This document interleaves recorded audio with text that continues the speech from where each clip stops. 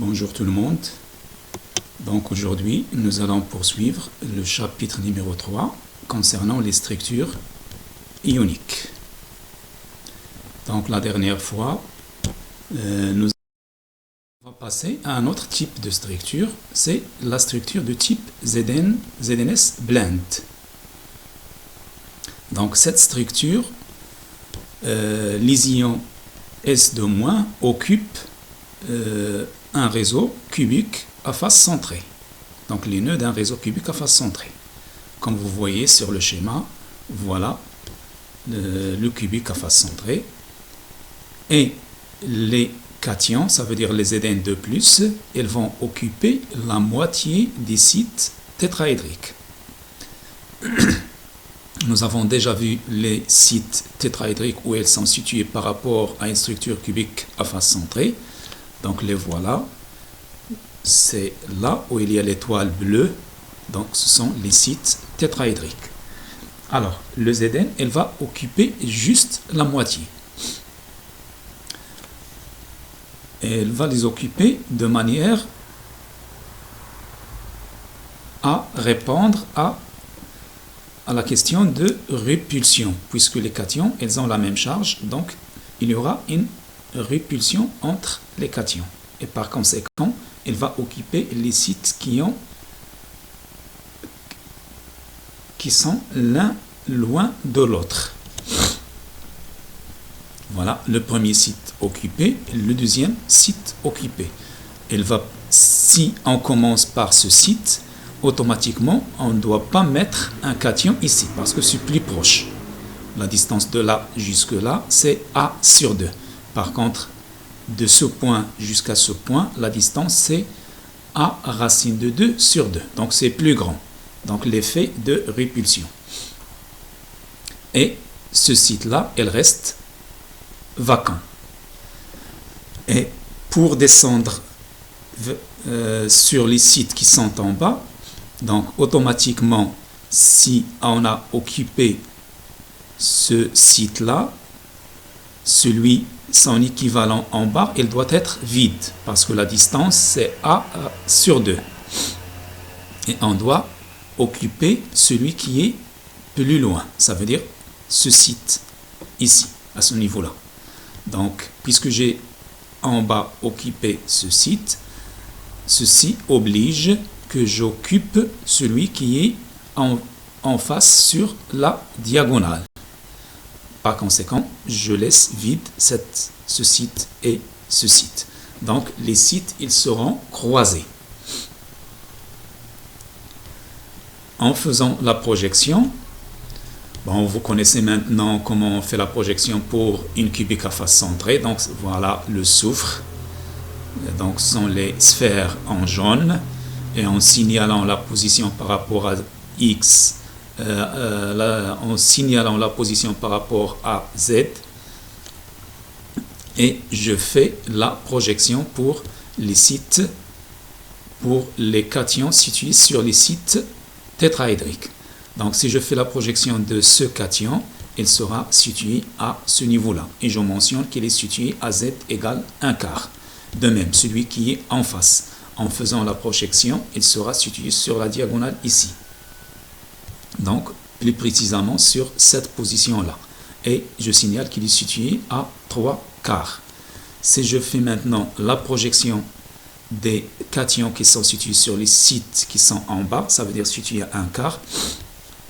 Donc, ils seront sur la diagonale ici.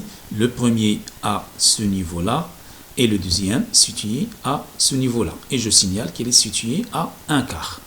Donc, voilà la projection. Et je rajoute ici une légende, le miftah, une légende, pour signaler que les sphères, je représente une sphère ici, et je dis qu'il s'agit du soufre, S2-. Et une autre petite sphère, j'insiste sur la taille. Le soufre, il doit être grand, une taille grande, et le zinc, une petite taille. La sphère doit être de petite taille. Donc, une sphère bleue, 2 Zn de plus. Pour mentionner la légende, je dois la mentionner ici. Je ne l'ai pas écrit, mais je vous le dis. Alors, maintenant, pour les coordonnées réduites. En considérant l'origine sur l'anion telle qu'elle était représentée tout à l'heure sur le schéma, donc le soufre, on a dit qu'il forme un cubique à face centrée. Vous connaissez très bien maintenant les coordonnées du cubique à face centrée. Donc les sommets c'est 0, 0, 0 et les milieux des faces c'est 1 demi, 1 demi, 0, 1 demi, 0, 1 demi et 0, 1 demi, 1 demi. Pour les cations, donc en ce qui concerne les cations qui sont situés au niveau 1 quart par rapport à Z, vous voyez, voilà le 1 quart et voilà le 1 quart.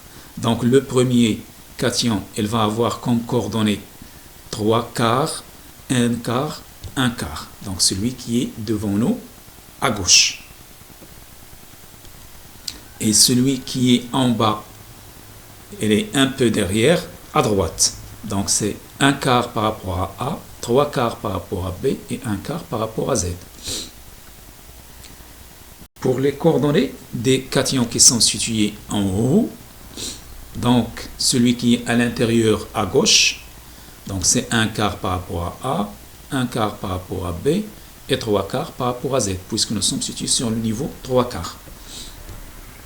Celui qui est situé en haut est devant nous, mais à droite cette fois-ci.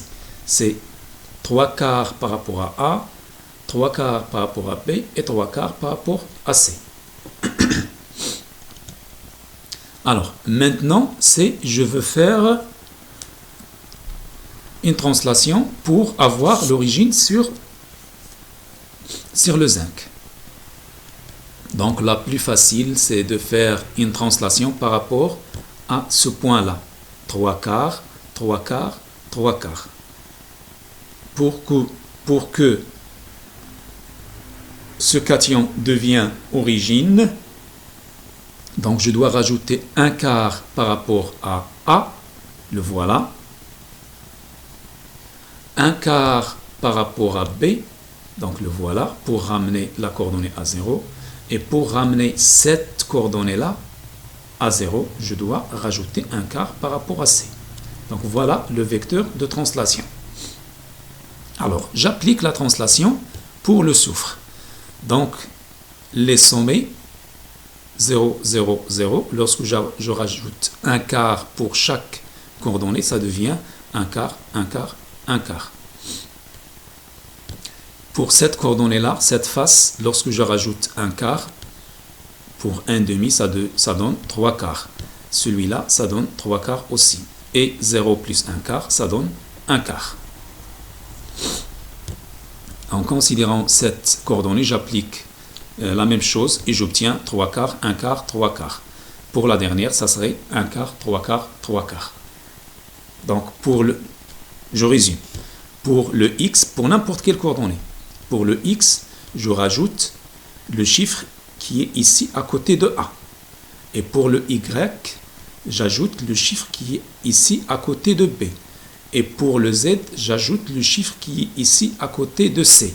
Et de cette façon, j'obtiens les coordonnées lorsque je change l'origine en effectuant cette translation. Maintenant, je passe au cation. Alors, j'applique la translation sur ce point-là. 3 quarts plus 1 quart, il va donner 1, 0.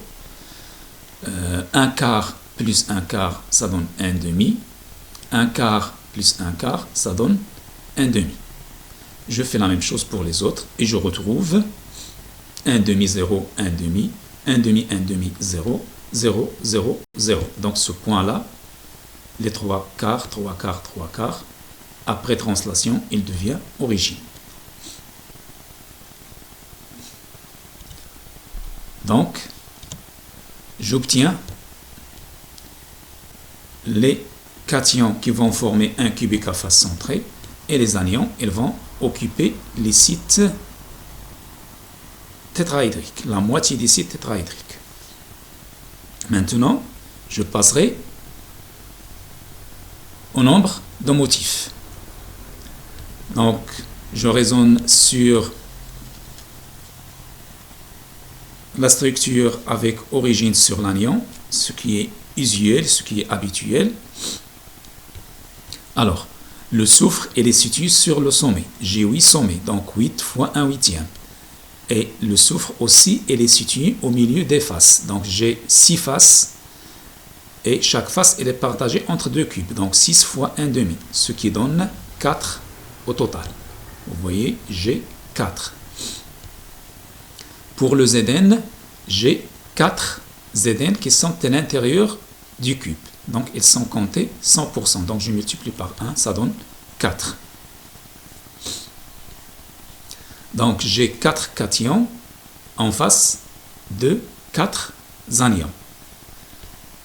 Donc, le nombre de motifs, ou bien le groupement formulaire, ça serait 4ZnS.